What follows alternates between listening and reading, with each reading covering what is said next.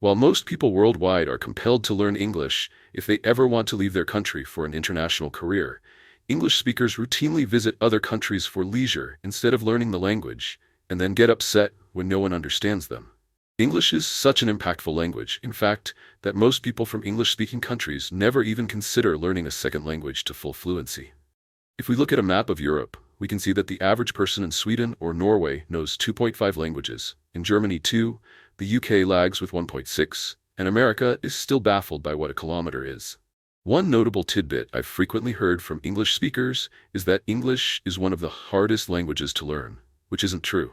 While I know they just want to feel good about themselves, they should know by now that no one is allowed to feel good about themselves on my watch, especially me. In reality, the difficulty of learning a language is really only linked to how similar it is to the language you already know.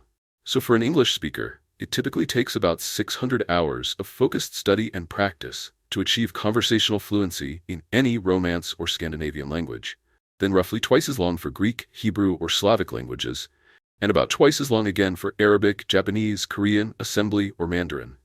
So, if you're learning English and speak any of those languages, the reverse essentially applies. What is true, though, is that English has several quirks that make it easier to learn than other languages in some respects, and quirks that make it considerably harder in others. One of the best features of English is that we don't have masculine, feminine, or neuter genders. We simply have the definite article the, as in the table, the refrigerator, and no regular nouns carry gender, making English the ultimate safe space language.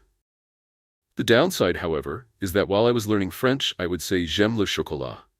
But people would reply le chocolat le. North Americans are so dumb, and that would hurt my feelings because I was trying my best. But when someone is learning English as a second language, and they say, ze chocolat, and then I say the chocolat, and they respond with de chocolat, I always think not so easy now, is it baguette boy? This is why you haven't been a world superpower for 300 years. What I'm saying is that although English nouns lack gender, the definite article the is a nightmare for most trying to learn it, because one of the toughest sounds to articulate in English is the TX sound, the. I mean, not for me, I absolutely nailed it, but for non-English speakers, who typically substitute it with a Z, D, or an F.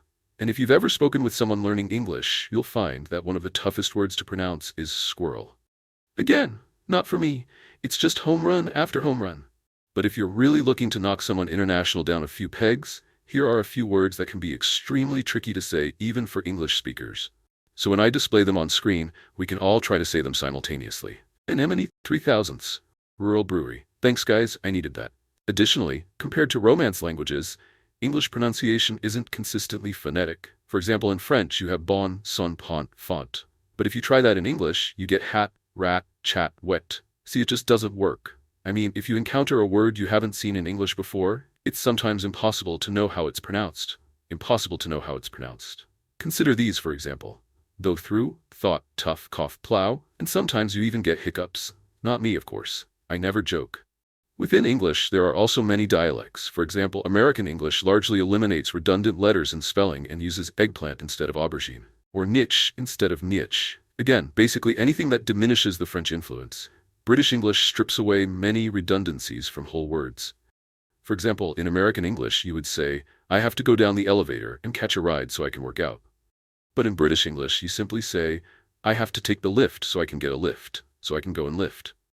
And then in Australian English, they completely rework entire sentences in the most internationally disruptive way possible. For example, in Australian English, you would say, boy, don't you love it when a good consort and a hot pair of thongs. And while most North Americans would exclaim, oh my goodness gracious, Rachel, get the Bible, which actually translates in American English to, hey, don't you love it when your friend is rocking a cool pair of flip-flops? Ultimately, every English accent has its pros and cons. Jamaicans sound cool, but I can't understand them. South Africans sound cool, but I can't understand them. People from Scotland and Wales sound cool, but I'm fairly certain they aren't speaking proper English. And then people from America sound less cool as their GDP increases. Even I, with perhaps the most generic Pacific Northwest accent imaginable, am never allowed to rap. While that means I can't reach my full potential, the upside is I can do this. Okay, if there is anything wrong, remember to send your comments to the United Nations. They will sympathize with you. Don't forget to follow the channel so you don't miss any videos.